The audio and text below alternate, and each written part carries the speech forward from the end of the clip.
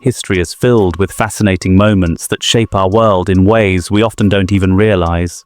Today, we're going to explore 5 incredible facts about world history that will leave you amazed. The statement 1. The Great Pyramids of Giza were built over 4,500 years ago refers to the construction of the 3 massive pyramids located on the Giza Plateau, near Cairo, Egypt. These pyramids are among the most iconic and enduring monuments in human history. Construction timeline. The Great Pyramid of Giza, also known as the Pyramid of Khufu, or Cheops, was constructed around 2580 to 2560 BCE, during the 4th dynasty of the Old Kingdom of Egypt. This means it was built over 4,500 years ago. Purpose. The pyramids were constructed as tombs for the pharaohs and their queens. The Great Pyramid was built for Pharaoh Khufu, also known as Cheops, while the other 2 main pyramids were built for his successors, Pharaoh Khafra and Pharaoh Menkaure. Engineering marvel.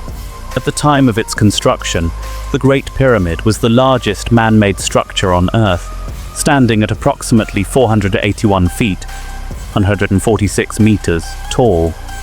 It was made from around 2.3 million blocks of limestone and granite, each weighing several tons. This makes it an extraordinary feat of engineering, especially considering that it was constructed without modern technology or machinery. Cultural significance. The pyramids were not only tombs, but also symbols of the pharaoh's divine power. The ancient Egyptians believed that the pharaohs would become gods in the afterlife, and the pyramids were designed to help them ascend to the heavens. Today, the Great Pyramids of Giza are one of the 7 wonders of the ancient world, and remain a powerful symbol of ancient Egyptian civilization and its achievements. Despite being built so long ago, they continue to awe visitors and researchers alike due to their scale, precision, and the mystery surrounding how they were constructed. The statement 2, Cleopatra was not Egyptian, refers to the fact that, although Cleopatra VII is often associated with Egypt, she was actually of Greek descent. Here's why. The Ptolemaic dynasty. Greek origins. Cleopatra belonged to the Ptolemaic dynasty, which was established by Ptolemy IV Sota, one of Alexander the Great's generals, after Alexander's death in 323 BCE. Ptolemy IV took control of Egypt and ruled as pharaoh, founding a Greek Macedonian royal family that would rule Egypt for nearly 300 years. Macedonian Greece. The Ptolemies were Macedonian Greeks by ancestry, and they maintained Greek culture and traditions in Egypt.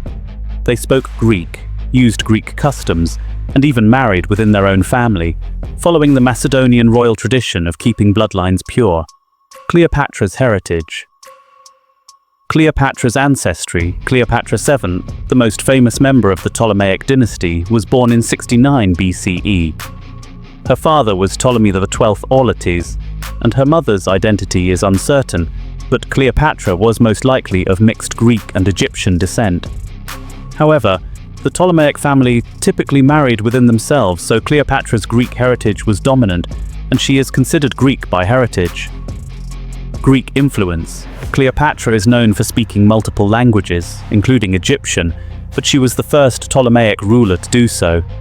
This was significant, as most of her ancestors did not adopt Egyptian culture or language, preferring to rule as Greek monarchs over their Egyptian subjects. Cleopatra's adoption of Egyptian culture and her efforts to present herself as the reincarnation of the goddess Isis helped her connect with the Egyptian people, but her roots were Greek, not Egyptian. Cleopatra's role ruler of Egypt. Despite her Greek origins, Cleopatra is often remembered as the last active ruler of the Ptolemaic Kingdom of Egypt. She ruled Egypt from 51 BCE until her death in 30 BCE, and played a key role in the political and cultural landscape of the ancient Mediterranean world. Cultural symbolism.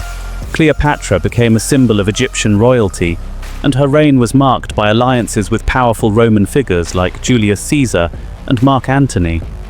Her ability to navigate the complex political environment of Egypt, Rome, and the wider Mediterranean world is what made her so famous, even though she wasn't Egyptian by birth. In short, Cleopatra was Greek by heritage and ancestry, but she ruled Egypt and adopted many Egyptian cultural practices, to strengthen her connection with her subjects and her legacy. The statement 3, the Black Death may have killed up to 200 million people, refers to the bubonic plague, one of the deadliest pandemics in human history, which swept through Europe and other parts of the world in the mid-14th century. What was the Black Death? The Black Death was caused by the Yersinia pestis bacterium, which is typically spread through fleas that live on rats. The plague is believed to have originated in Central Asia and spread to Europe through trade routes, especially by ships. It arrived in Europe in 1347 and rapidly spread across the continent, eventually reaching parts of Asia, the Middle East and North Africa. The scale of the pandemic. Death toll. The Black Death is estimated to have killed between 25 million to 200 million people worldwide. The most widely accepted estimates for Europe alone range from 25 million to 50 million deaths, or roughly 1/3 to 1/2 of Europe's population at the time. The number of global deaths could have been as high as 200 million when including victims in Asia, the Middle East and North Africa, although the exact number is difficult to determine due to inconsistent historical records. Impact on Europe. Massive population loss. The pandemic had an immediate and devastating effect on Europe's population. Entire villages and towns were decimated, and cities became ghost towns. The high death toll led to labor shortages, affecting agricultural and industrial productivity. Social upheaval. The massive loss of life created widespread social and economic turmoil. Many people, unsure of the cause of the plague, turned to religion, and some groups blamed minorities, such as Jews, leading to violent persecutions and massacres. Economic consequences. The labor shortage caused by the deaths of so many people led to rising wages, as survivors were in high demand for work. This created economic shifts, such as the decline of feudalism, as serfs gained more bargaining power and were able to move away from their lords' estates.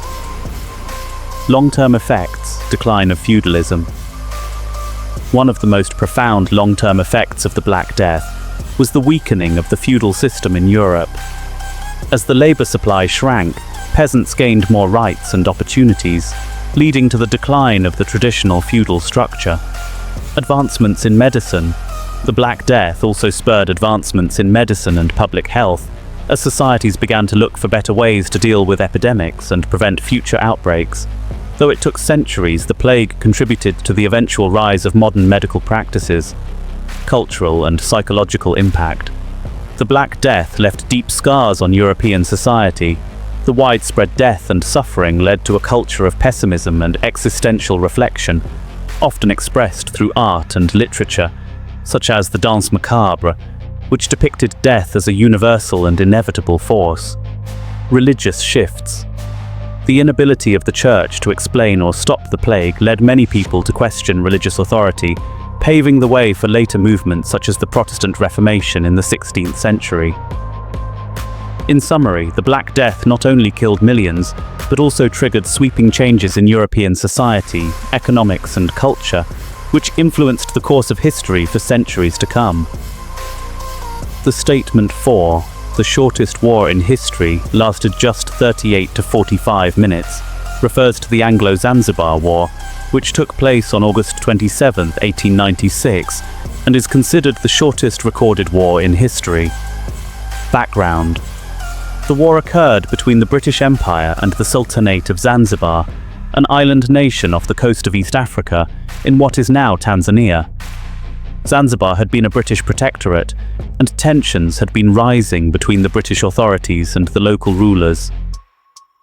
The immediate cause of the conflict was the death of Sultan Hamad bin Thuwaini on August 25, 1896. His death created a power vacuum, and his cousin, Sultan Khalid bin Bargash, seized the throne without British approval. The British preferred a different candidate, who was more friendly to British interests. The conflict, the British response. The British government, seeking to maintain control over Zanzibar, issued an ultimatum demanding that Sultan Khalid step down.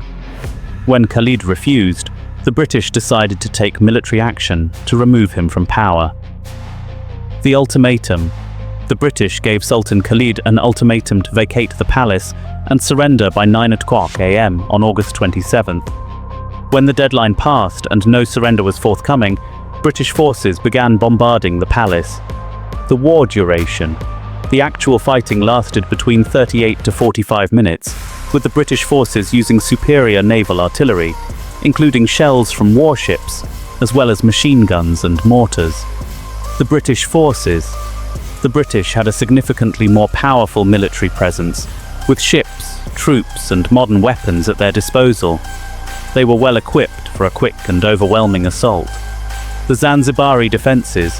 Sultan Khalid's forces had little in the way of modern military equipment. They had a small palace guard, a few artillery pieces, and some other limited defences. Despite their bravery, they were outgunned and outmatched. The outcome: victory for the British. Within about 45 minutes, the Zanzibari forces were decisively defeated. The palace was destroyed, and much of the city was left in ruins. Sultan Khalid fled, taking refuge in the German consulate, where he was eventually granted asylum and later exiled. Casualties. The casualties on the Zanzibari side were significant, with around 500 defenders killed, while only one British sailor was injured during the conflict. This stark contrast in casualties reflects the overwhelming military advantage the British had in the war. Significance. Colonialism. The Anglo-Zanzibar War is a notable example of the imperial and colonial power dynamics of the time, where European powers often used military force to impose their will on smaller nations and territories. The shortest war. With a total duration of less than an hour, this conflict holds the record for the shortest war in history. It is often mentioned in discussions of unusual and extreme historical events due to the rapid and decisive nature of the battle. Legacy. Following the war, the British installed a puppet sultan, Sultan Ali bin Hamud, who was more favourable to British interests, further cementing British control over Zanzibar. In conclusion, the Anglo-Zanzibar War is remembered not only for its brevity, but also for how it encapsulates the power and reach of the British Empire at its peak, as well as the complexities and injustices of colonial rule. The Statement 5. Machu Picchu was never truly lost, refers to the fact that while the famous Incan city of Machu Picchu became widely known to the world after its discovery by Hiram Bingham in 1911, it was never actually lost to the local indigenous people. Historical context. Machu Picchu's construction. Machu Picchu is an ancient Incan city built in the 15th century during the reign of the Inca Emperor Pachacuti. Located high in the Andes Mountains of Peru, the city is believed to have been a royal estate or a religious site. Decline of the Inca Empire. After the Spanish conquest of the Inca Empire in the 16th century, many Incan cities, including Machu Picchu, were abandoned. The Incas fled to remote areas to avoid Spanish colonization, and over time, the site became hidden from the broader world as the surrounding forests grew dense. Machu Picchu's discovery. Hiram Bingham's role. The American explorer. Hiram Bingham is often credited with discovering Machu Picchu in 1911, bringing it to international attention. Bingham was on an expedition to explore ancient Incan sites, and he reached Machu Picchu with the help of local guides. Local knowledge. However, it's important to note that locals, including indigenous farmers and residents of nearby towns, such as San Sebastián and Aguascalientes, were aware of Machu Picchu long before Bingham's visit. Some of them had even visited the site regularly, and a few locals used the ruins as a source of building materials and were familiar with its layout. No lost civilization. While Machu Picchu had been abandoned for centuries and hidden by jungle growth, it was never truly lost in the sense of a completely forgotten city. The idea that it was lost to the world came about largely because it had remained unknown to the broader public, particularly after the collapse of the Inca Empire. Machu Picchu's recognition before Bingham. There were earlier mentions of Machu Picchu in local Andean history and in some colonial records, though the site had not received much scholarly attention until Bingham's expedition.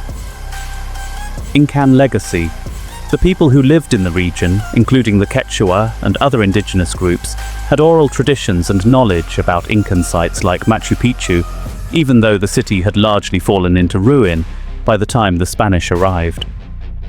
Cultural and archaeological impact, tourism and global fame. After Bingham's discovery, Machu Picchu became a focal point for archaeologists, historians, and tourists, and it is now one of the most famous archaeological sites in the world.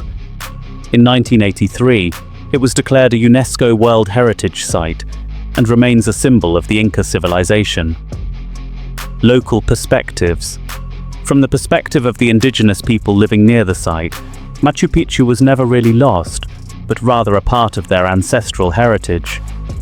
The international discovery often overlooks the fact that local communities had long recognized the site's significance. Conclusion. In short, while Machu Picchu became famous internationally after Hiram Bingham's exploration in 1911, the site was never completely lost to the local people.